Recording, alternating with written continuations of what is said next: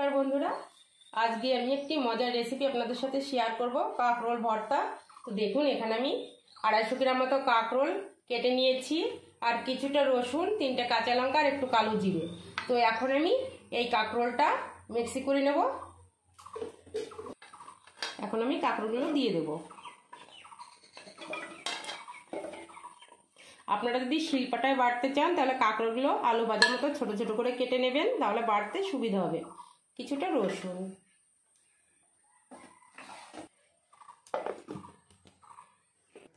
আমি উনুনে একটা প্যান বসিয়ে দিয়েছি, দিয়ে দেব সরষের তেল।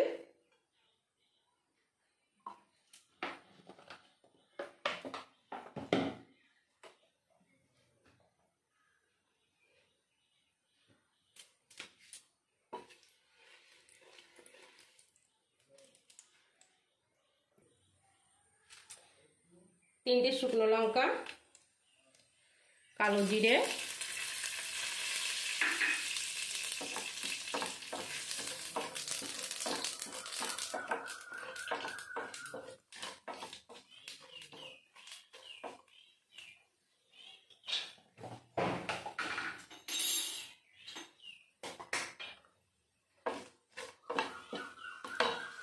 বেটে রাখা কাঁকরোল,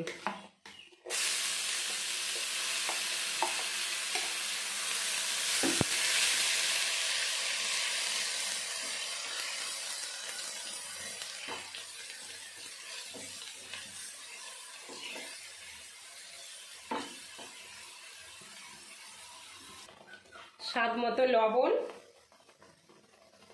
হলুদ গুঁড়ো,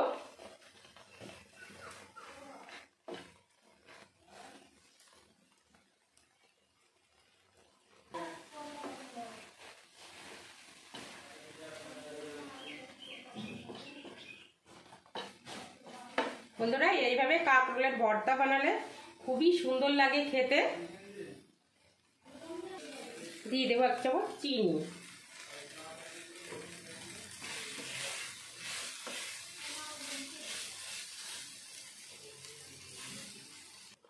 দেখুন হয়ে গেছে দারুণ টেস্টি কাঁকরোলের ভর্তা।